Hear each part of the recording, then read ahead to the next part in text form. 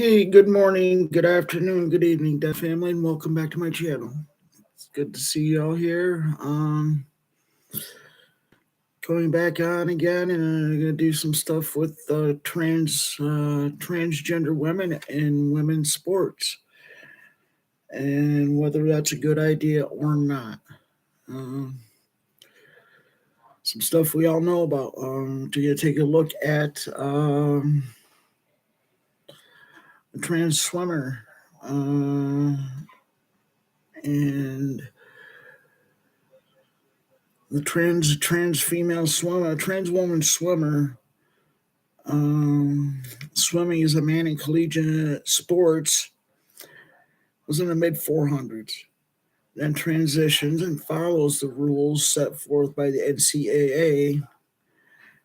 Then dominates in women's swimming categories. Why? This man, I only call this person a man because it doesn't look like they've done anything to transition. Maybe they are, other than growing long hair and walking around nude in a women's locker room, showing off his junk in his trunk and violating, visually violating women in the locker rooms, and they have no choice. And that is just not wrong. That is just wrong. It's indecent and it's uncivilized for women to have to be a part of that with no choice.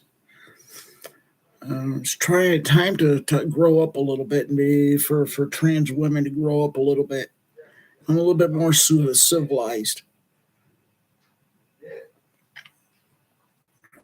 and have respect for women, biological women. If you haven't had surgery, find a space where you can change your stuff without being offensive to women. Okay, I don't like saying cis, but when I say women, it's referring to cis women. When referring to transsexual women, I say trans or transsexual women. It's indecent for her to be involved in that. Um, and it's normally not been known as a criminal offense for exposing your nude body in front of people who do not want it to be exposed, and if you're the opposite sex and have not had any gender confirming surgeries, especially bottom surgery. And that's not to count the physical differences. And this person, I guess, has followed the rules for the NCAA and being on cross hormones, estrogen. This person is 6'4", 6'2", or 6'4". Larger muscle mass, still. Thicker bones, bigger lung capacity, longer legs, feet, arms, bigger hands. And people are supposed to be led to believe that this person is not physically going to be physically more dominant than women. Living in a fantasy world, if you believe that's true. It's just disgusting. MMA. Two MMA fighters claiming to be trans women fighting mixed martial arts.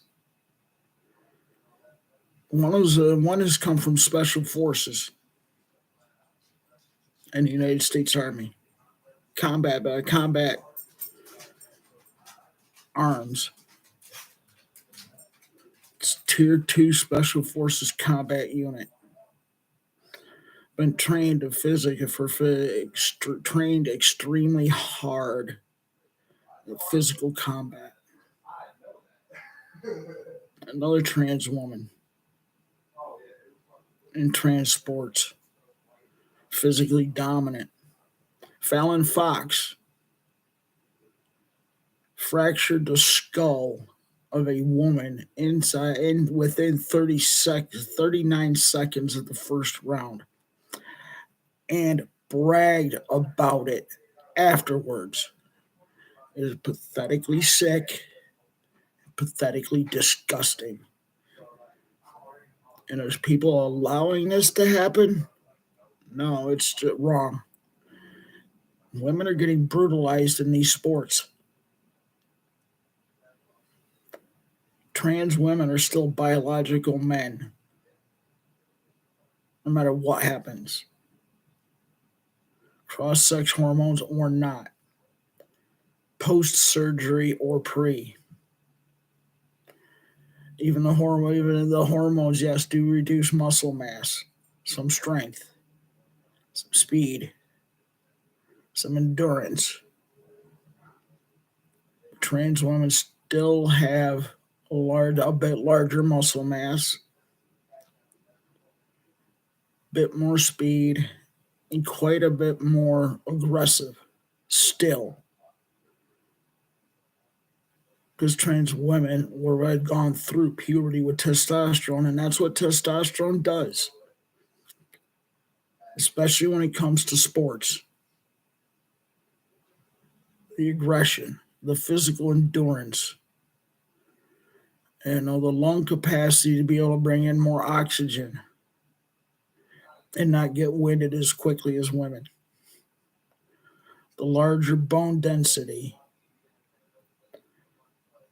when it comes to like boxing. And trans women are getting into that too.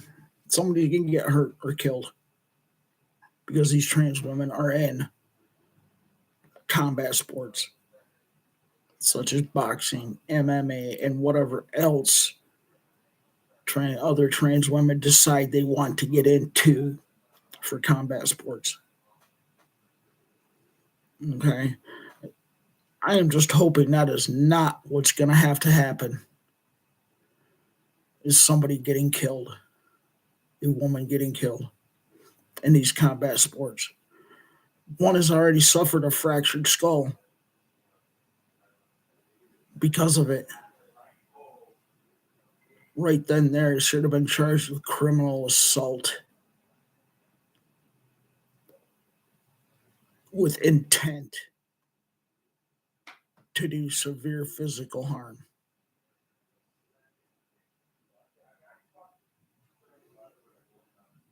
It's a Class B or Class C felony.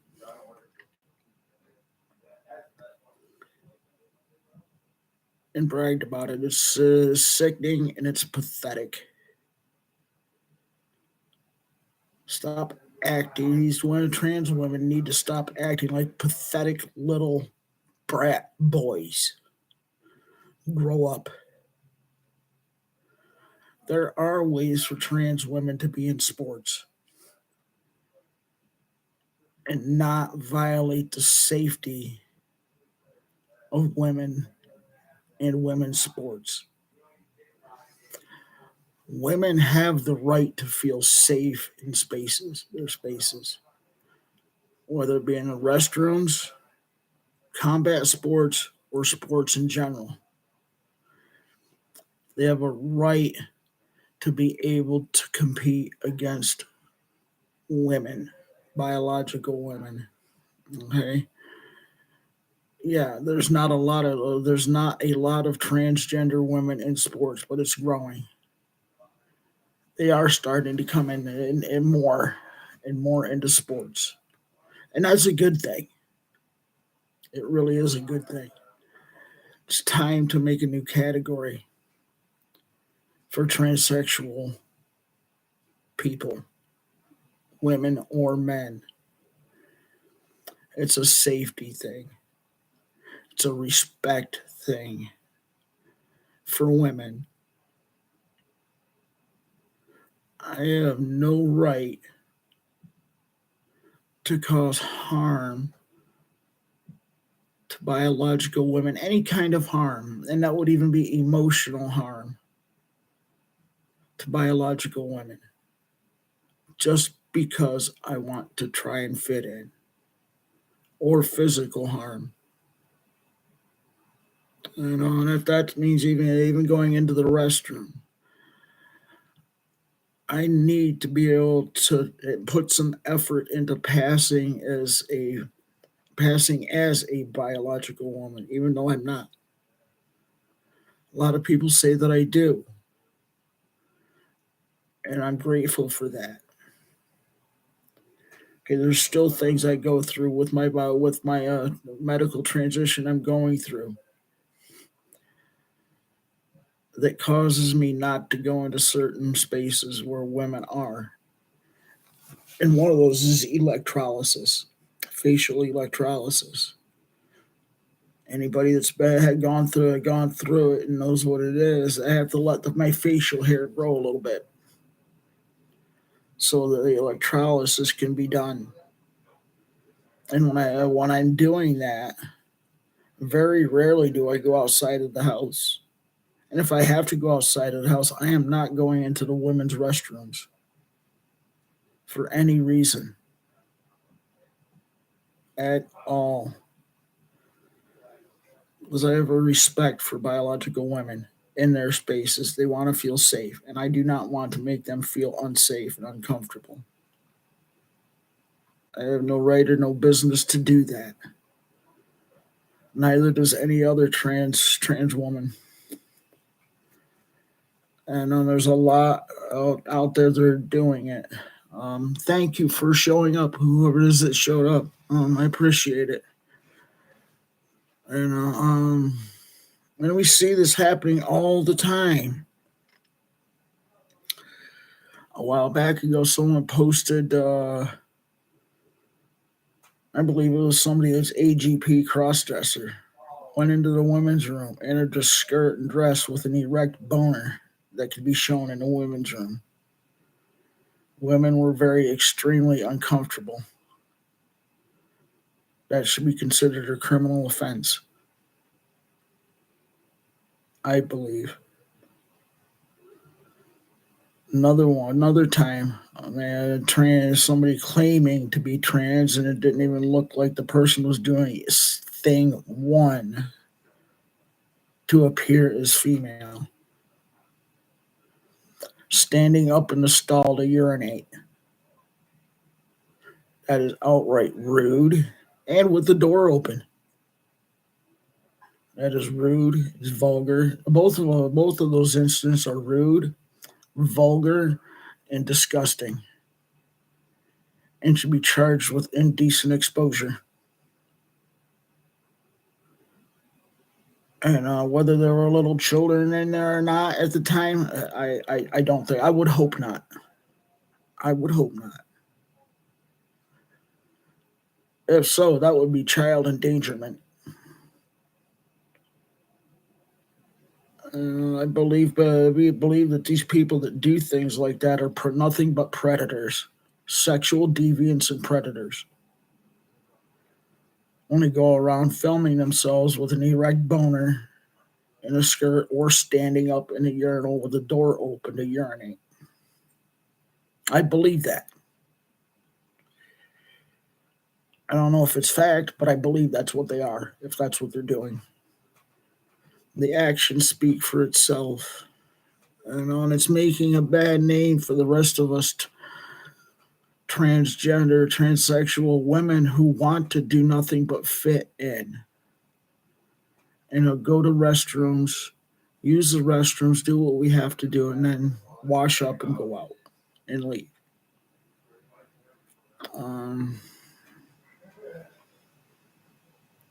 All I know is stuff has to change.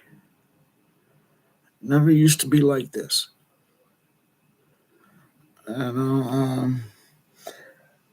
And then the men claiming to be trans to go in women's jails and prisons who aren't really trans. They might be cross dressers. They might be AGP, which is autogynephilic or autogynephilia, claiming to be trans. There are two in the news. I can't remember the names right offhand, but have gone into jail, women's jails and prisons, and raped and impregnated women. One of them did it, raped and impregnated 8 to 9 different women. When trans women, there's real trans women that are going in there. We don't want to do that stuff. Just want to go in and do what we need to do and be done. I'd love to see a trans sports division. I really would. It would be awesome. It'd be great. Probably not a lot of popularity for it right offhand, but it would be awesome for the trans population, trans men and women. Oh boy, yeah. And how to deal with that? I don't think it's very hard. People have started sporting things quite regularly. Sporting divisions, and have been successful. Slow start, maybe. Yeah, it's forced for trans people. It's going to be slow start, a really slow start. Over the course of time, it'll get bigger. If done the right way, it can be done in a way that's not going to be offensive and harmful to other people. And that's, I think, where we should be going, in a direction, different direction. That's where it's going now, because it's causing a lot of harm to women. And collegiate sports, when trans women go to and compete in collegiate sports, you miss out on a lot of rankings. And or high school sports, they miss out on a lot of rankings, better rankings, being named as, so to speak, maybe possibly missing out on being confirmed as an All-American because of trans women being in sports. Or in high school sports, females missing out on college scholarships because they've been beaten out by a trans woman.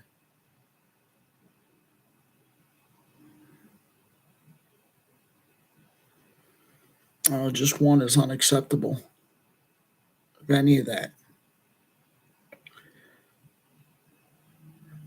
Anyway, something needs to be done to keep trans women out of combat sports. Absolutely, for sure. Um,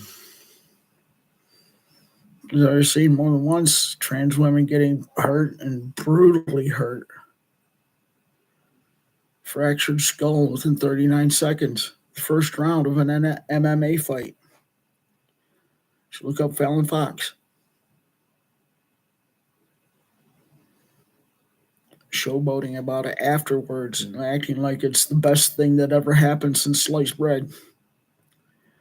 Acting like, I want to say he, because that's what he's acting like, a he.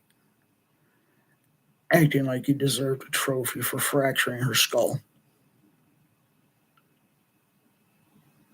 He's a POS. Absolute POS.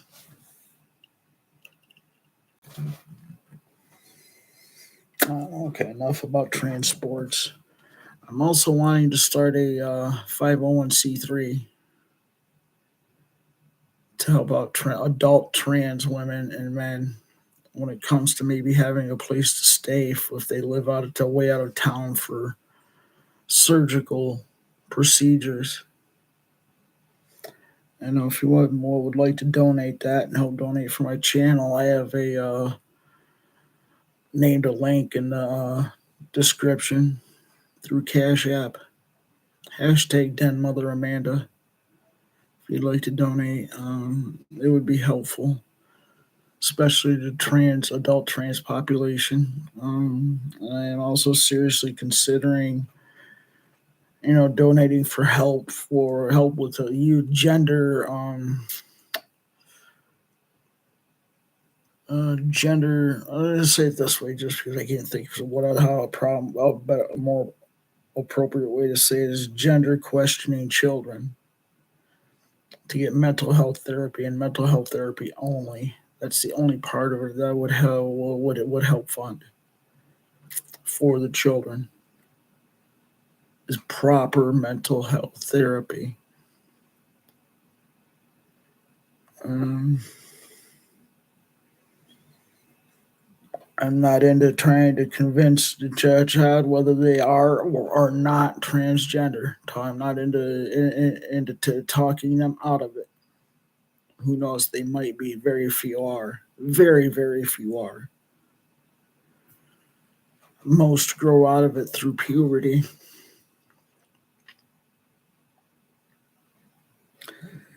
And either end up being part of the LGB, lesbian, gay, or bisexual.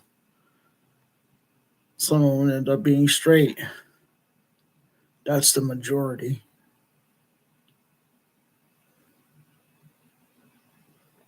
And for trans male to female, it's better that they go through the male puberty. So if they really are trans, they've developed enough to where they can have the bottom surgery. And they've gone developed enough mentally, physically, and emotionally to make that decision as an adult, 18 or above. Um, Anti-anxieties, antidepressants for children who are struggling with it. Absolutely, for sure. Things that help them suffer less going through that questioning phase. Are they or are they not trans? Are they lesbian, gay, or bisexual? Are they straight? I remember it was confusing for me as a child.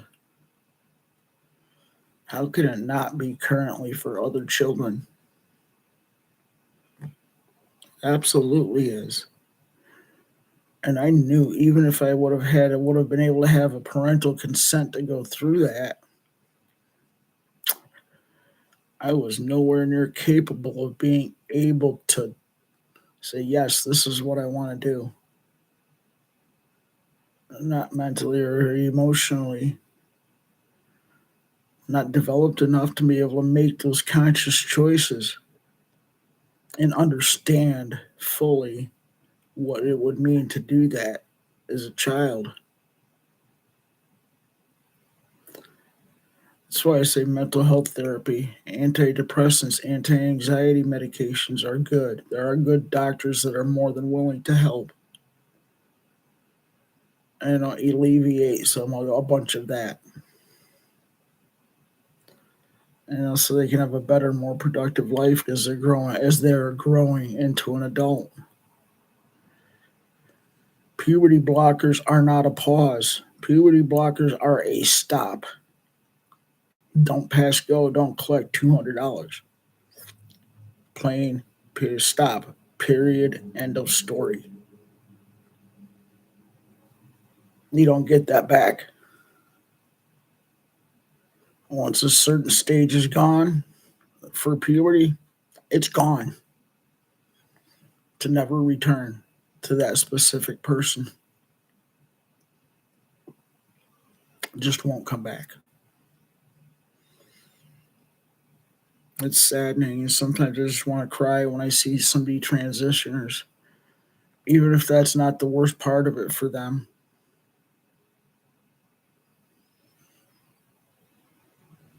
The sexual dysfunction,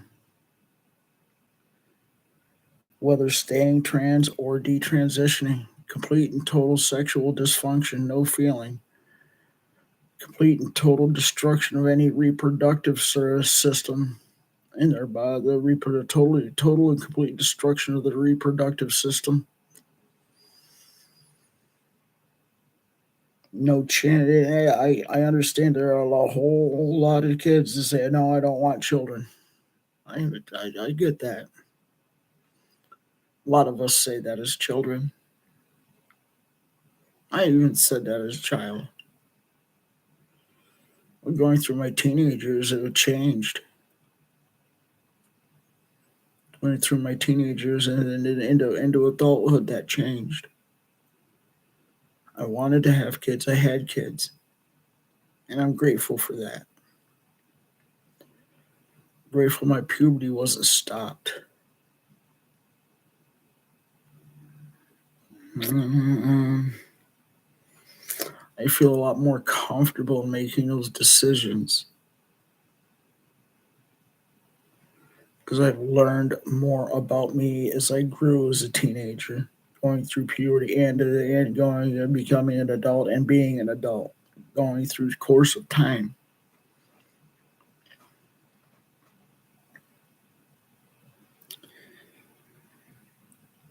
Yeah, do gender expression, explore gender expression, especially for children. Just explore expression. Even as an adult, explore gender expression. Who knows, you may or you may not change your mind when it comes to medically transitioning. Either one is okay as an adult.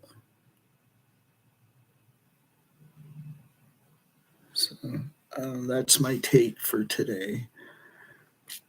So if you'd like to donate, but feel free to please donate it. It will help. Um,